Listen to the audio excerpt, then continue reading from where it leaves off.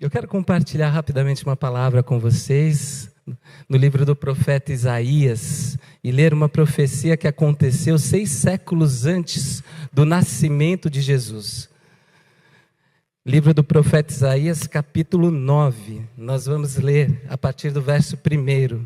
Livro do profeta Isaías. Diz assim a palavra de Deus: Contudo, não haverá mais escuridão para os que estavam aflitos. No passado, ele humilhou a terra de Zebulon e de Naftali, mas no futuro honrará a Galileia dos gentios, o caminho do mar junto ao Jordão. O povo que caminhava em trevas viu uma grande luz, e sobre os que viviam na terra da sombra da morte raiou uma luz. Fizeste crescer a nação e aumentaste a sua alegria. Eles se alegram diante de ti, como os que se regozijam na colheita, como os que exultam quando dividem os bens tomados na batalha. Pois tu destruíste o jugo que os oprimia, a canga que estava sobre os seus ombros e a vara de castigo do seu opressor.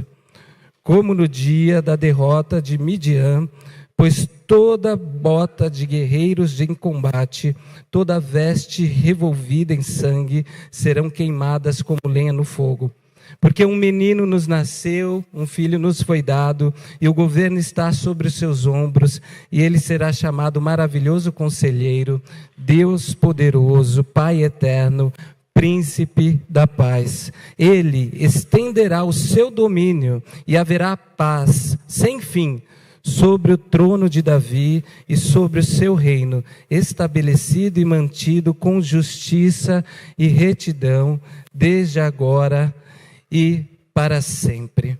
Amém. Amém. Vamos orar? Deus, nós te pedimos que o Senhor continue nos abençoando com a sua presença nessa noite. E nesse momento abrindo os nossos corações e a nossa consciência para a esperança que foi anunciada pelo profeta Isaías, que diz respeito ao seu Filho Jesus, a quem nós celebramos, comemoramos e vivenciamos nesse mês onde nós comemoramos o nascimento dele. É no nome de Jesus que nós te pedimos e agradecemos. Amém. Eu acho que você vai concordar comigo e dizer que esse mundo que nós vivemos é um mundo perigoso, é um mundo em que nós presenciamos e vivemos muitas trevas. Eu sou uma pessoa entusiasta, um realista mais otimista, e mesmo nos momentos de sofrimento, de trevas, de escuridão, que eu passo às vezes as mais profundas, eu me acostumei ou me habituei a pensar que em algum lugar a beleza de Deus está se manifestando nesse mundo. Afinal, esse mundo que pode ser assustador para a gente em alguns momentos, em algumas ocasiões, é um mundo criado por Deus, e que a Bíblia diz que Deus, ao terminar de criar esse mundo, disse que esse mundo era belo, que esse mundo é muito bom. Esse mundo também é a casa do nosso Deus. Mas eu sei que pelas circunstâncias da vida, eu sei que por alguns sofrimentos pelos quais a gente passa, a gente vê esse mundo como um mundo sombrio e assustador. Por exemplo, quando a gente pensa na nossa sociedade, a gente viu hoje as marchas que ocorreram ou em alguns lugares do nosso país, por conta daquilo que a mídia enfatizou nessas últimas semanas, mas que é um problema já empírico, histórico das nossas sociedades, sobre a violência contra a mulher, sobre a questão da luta pelos direitos da mulher, que estão garantidos em princípio, mas não na prática. Nós testemunhamos do feminicídio, de imagens horríveis essas últimas semanas, de uma mulher sendo atropelada e arrastada. Um mundo assustador para as mulheres. Nós presenciamos a corrupção política que nos faz duvidar da justiça na nossa sociedade e a não pensar num horizonte, num futuro de esperança. Nós, às vezes, presenciamos esse mundo assustador nas questões internas da nossa alma. Quando nós passamos por algum tipo de luta, por alguma doença, quando nós passamos por algum sofrimento que nos causa ansiedade e, às vezes, até doenças emocionais e psíquicas como a depressão. E tudo isso faz com que haja na nossa vida noites mais longas do que aquelas que o relógio geralmente conta para a gente. Não é verdade? Então, a questão é ir para essas noites. Como é que a gente sobrevive a essas noites? A literatura cristã vai dizer que esse mundo, que é muito bom, em algum momento foi atravessado por aquilo que nós chamamos de pecado. E essa palavra pecado é uma palavra que talvez não seja muito palatável, porque a gente aprendeu que ela tem origem nos nossos erros. Mas não é isso que a Bíblia diz.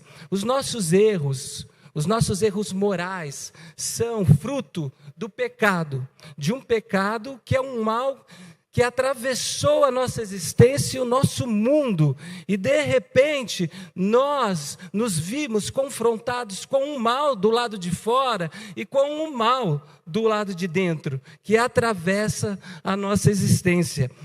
E esse pecado, Elo 4 diz que uma sociedade foi construída em cima da vingança, em cima da dominação masculina sobre as mulheres, em cima de uma política perversa. A Bíblia narra a construção de um mundo que sofre por conta do afastamento e da alienação da vontade de Deus. E a gente precisa, então, pensar que desde sempre, por conta dessa decisão do ser humano de se afastar de Deus, Deus começa a construir um projeto para resgatar esse mundo do mal, para tirar esse mundo sombrio das trevas.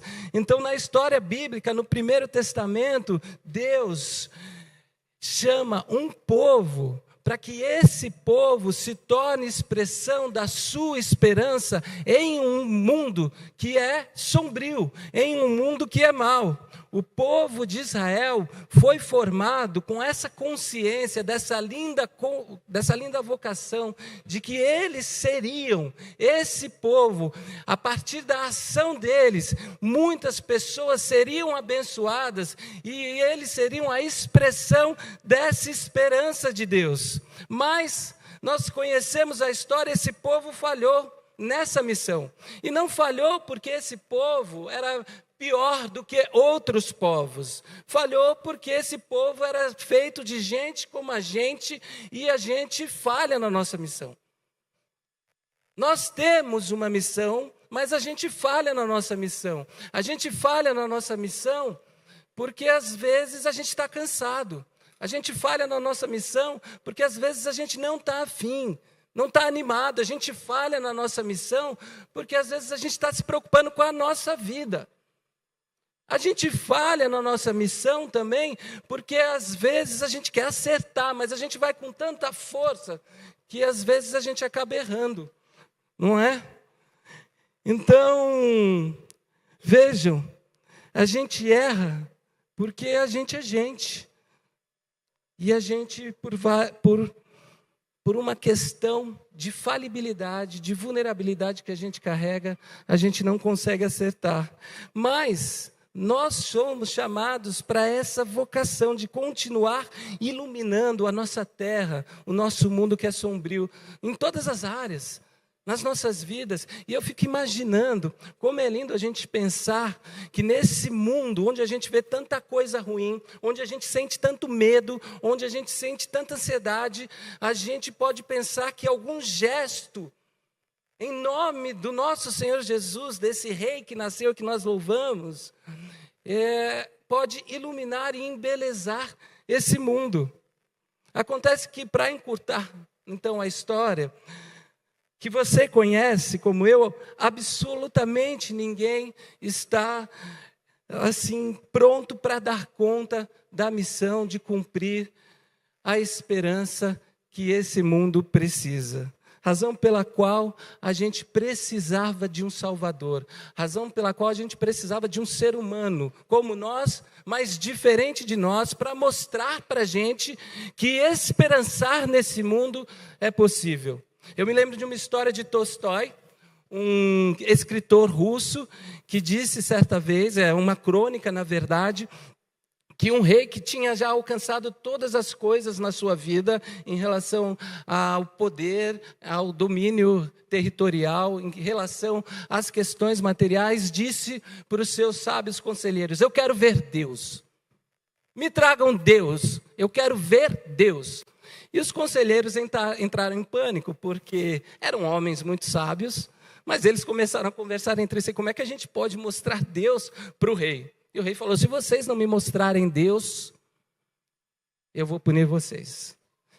E eis que os conselheiros acharam um pastor que disse ter a resposta. E trouxeram esse pastor até o rei. E o rei disseram que você pode me mostrar Deus. Mostre-me. E o pastor, muito humildemente, disse: rei, olhe para o sol. O rei disse: você é louco? Você acha que eu sou bobo? Ninguém pode olhar para o sol. Se eu olhar para o sol, eu vou ficar cego. E o pastor então respondeu: você, com seus olhos humanos, não pode olhar para o sol, que é criação de Deus, e quer ver Deus com esses próprios olhos? O rei achou essa resposta inteligente e disse: então me diga o que Deus faz. E o pastor disse: rei, se o senhor me permitir, vamos trocar as nossas vestes. O pastor então usa as vestes do rei e o rei as vestes do pastor. E o pastor diz: é isso que Deus faz. Um menino que humaniza, que se esvazia, um Deus que se esvazia e veste a nossa roupagem humana. É demais já pensar nisso. É com essa sensibilidade que o profeta Isaías, nesse texto que nós lemos, disse que chegaria um dia em que aquele povo que vivia na escuridão ainda viveria assim, diante de uma luz. Isaías, no meio de um contexto, de um povo amargurado, de um caos, porque os profetas eram pessoas sensíveis, os profetas olhavam o caos, mas eles recebiam a visão do horizonte de Deus. No meio do caos, eles conseguiam enxergar a esperança, conseguiam enxergar a ponta do horizonte que apontava justamente para algo muito maior do que o caos. E o profeta Isaías, no meio desse caos, então anuncia: chegará um tempo em que o povo que vive na escuridão não vai mais viver na escuridão, e chegará um tempo em que a alegria que foi roubada vai ser restaurada, e chegará um tempo em que a dor que atravessou a nossa existência será sarada. Por quê, diz o profeta? Porque um menino, igual a todos os meninos, mas diferente de todos, nascerá. Um menino se nos deu, um filho nasceu, cujo nome é Maravilhoso Conselheiro, Deus Forte, Pai da Eternidade, Príncipe da Paz. O governo da história estará sobre os seus ombros, e esse governo não terá fim. É isso que disse o Senhor. É isso que disse o Senhor na boca do profeta. A luz chega na face de uma criança, de um menino. E eu acho isso de uma sensibilidade enorme, porque a luz podia chegar de uma maneira assim triunfante. Deus poderia aparecer de todas as maneiras, ou de uma maneira muito triunfante, em que as pessoas vissem e falassem: vamos correr todo mundo para lá, porque Deus está se manifestando rodeada de animais, num lugar onde quase ninguém sabia onde era, e quase ninguém percebeu, em que quase ninguém percebeu esse nascimento. É como se Deus dissesse para a gente: olha, existe um caminho de esperança, mas não é esse caminho que vocês buscam e que vocês são inclinados a buscar com a existência de vocês. Então veja, a chegada de Jesus é a possibilidade da gente acreditar de novo na vida de um jeito diferente. Foi isso que foi testemunhado aqui pelo Davi. Olhar a vida de um outro jeito. Olhar a vida de uma outra perspectiva. Porque uma criança diferente chegou para trazer esperança para a humanidade. O nascimento de Jesus, que é a luz da humanidade, é justamente como se Deus, ou significa algo como se Deus estivesse dizendo: agora vocês vão entender que tipo de ser humano, que tipo de gente vocês podem ser, que tipo de luz pode iluminar o caminho de vocês e dar sentido para a existência de vocês. Eu não sei se vocês já passaram por isso, por uma grande falta de luz. Outro dia faltou luz em casa, teve uma tempestade aí forte esses últimos meses aí. E faltou luz, falta luz aqui com a Enel, né? Eu moro no interior, faltou luz lá também. Acabou no começo da tarde, só voltou no outro dia de madrugada. E a gente vê como a gente precisa da luz, né? Como a gente, nas nossas cidades, né? E eu fiquei pensando assim, se falta luz para a gente, essa luz que a gente liga e desliga, e a gente já se sente inseguro, quem dirá, meus irmãos e minhas irmãs, da verdadeira luz que ilumina o mundo e que faz a gente enxergar toda a nossa existência de uma outra forma. Se falta essa luz, o que vai acontecer com a gente? Não apenas porque a gente vai ver espaços diferentes, mas, sobretudo, porque a gente pode, através dessa luz, discernir a nossa existência, o sentido da nossa vida. E Jesus é aquele em quem, então, a gente vê todas as coisas. Quando Ele chega na nossa vida, parece que uma luz começa a brilhar e atravessa a gente de um jeito. Outro dia eu estava conversando com uma pessoa que estava testemunhando um pouco da jornada dela diante do enfrentamento de uma doença, de algumas cirurgias, e a gente estava conversando e ela falou: a fé para mim faz toda a diferença nesse processo, porque eu não sei de fato ainda os resultados, se eu vou ter que passar por uma outra cirurgia, mas a fé, poder falar com Deus nesse momento, faz toda a diferença. É como se a gente fosse atravessado por essa luz de um menino que nasceu, mas que é diferente de todos os meninos e que nos sustenta, sobretudo quando a gente não tem respostas e está esperando algum resultado. Sabe o valor da experiência? Eu me lembro de uma filósofa, Simone Weil, uma mulher que morreu antes dos 40 anos, mas se engajou numa causa social a favor dos trabalhadores, cristã, e disse assim, no meio do sofrimento: eu não tenho nenhuma dúvida de que Deus é rico em misericórdia. Conheço essa riqueza com a segurança da experiência, toquei-a. Quer dizer, essa luz que me atravessa, independentemente do que me aconteça, ela ilumina a minha caminhada, e eu experimentei ela me atravessa sem eu poder explicar.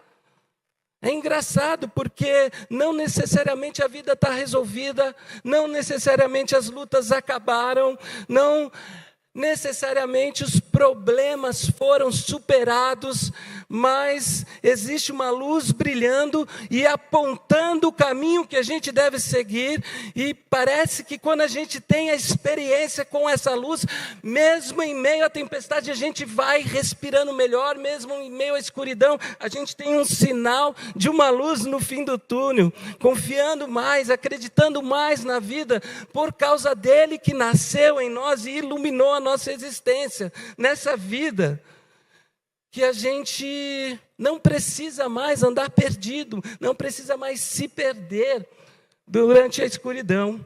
Então o Natal de Jesus, meus amigos e amigas,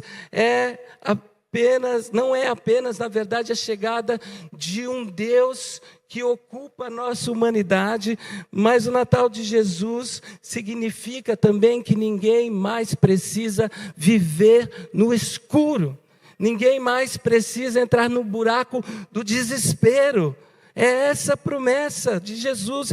Ninguém precisa mais viver na sombra, porque há uma luz que brilha mais forte que o sol, cujos nossos olhos não podem ver, mas que incide sobre nós, sobre a minha, sobre a sua vida, e aponta caminhos, direções, quer dizer, ilumina o nosso caminho, para que a nossa vida ganhe de fato sentido. E esse é o milagre de Natal.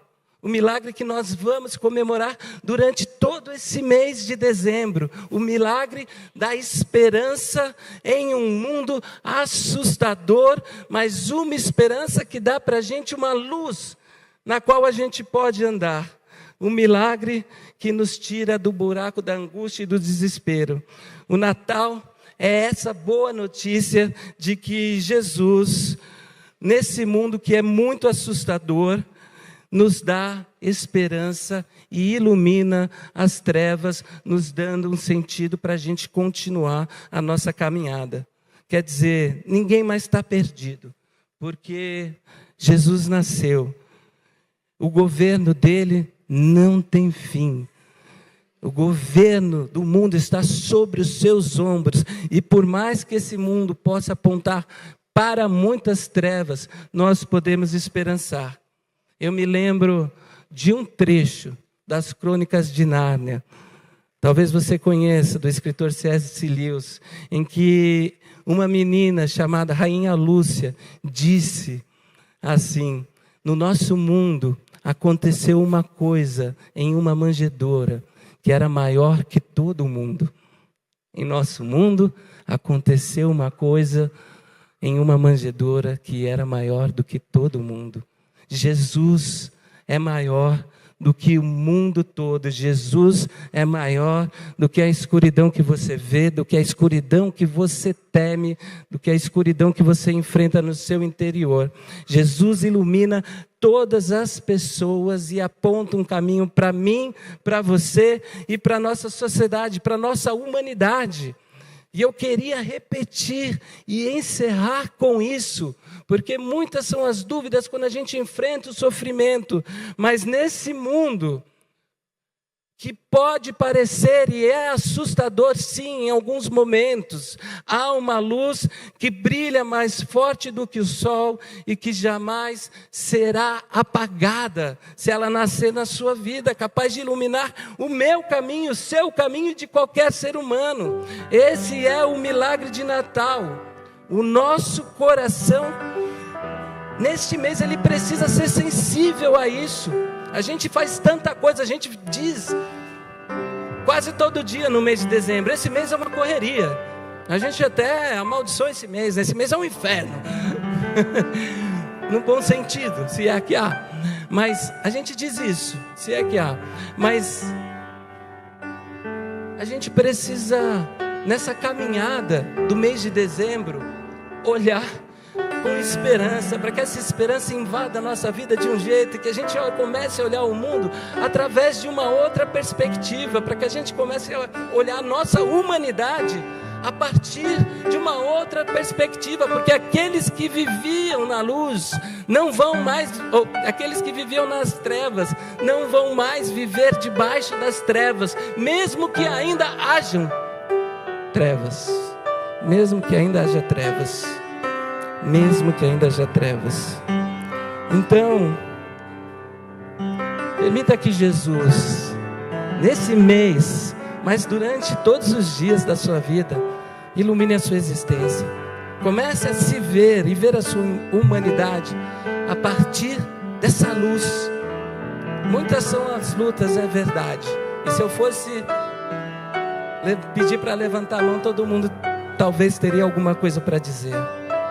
Mas Jesus está dizendo: existe uma luz, e essa luz vai iluminar um caminho durante a escuridão, que vai te dar sentido existencial e sentido de função. Bonito a gente pensar na nossa humanidade, na história que a gente tem, com os nossos queridos amigos, com as nossas famílias, com todos, e ver que a vida deles, assim como a minha, pode ser iluminada diante de lutas, e sobretudo diante de lutas em que eu não sei o que vai acontecer amanhã. Então eu quero convidar você nesse momento a fazer uma oração, sua para esse Deus, porque Jesus chegou na nossa história, a fazer uma oração para que Deus ilumine na pessoa de Jesus esses lugares sombrios de trevas em você, mas que Ele ilumine também esses lugares pelos quais você passa, pelos quais nós habitamos, esses lugares comuns do nosso bairro, da nossa sociedade, da nossa vida, através de você. Então veja, ore nesses dois sentidos, para que Deus visite as suas trevas e aponte, acenda ou reacenda de novo essa luz, para iluminar o caminho que você precisa tomar e dar sentido para o momento em que o Senhor Jesus nos deu, de sermos a expressão da sua graça que ilumina esse mundo.